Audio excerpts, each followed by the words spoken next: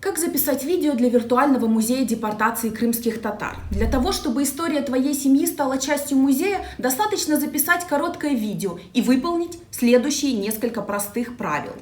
Выбери помещение с хорошим освещением и не снимай против света. Не снимай вертикально, держи камеру горизонтально. Так картинка будет полной. Перед началом съемки проверь звук и вытащи наушники. Не снимай слишком далеко или близко. Выбери средний план. Зафиксируй камеру статично. Убедись, что в помещении нет посторонних шумов. Во время съемки задай вопросы, указанные под этим видео. Когда видео будет готово, загрузи его на любой файлообменник Google Drive, Fax или Dropbox. Скопируй ссылку и вставь в Google форму, указанную под этим видео. История твоих предков важна для будущего нашего народа.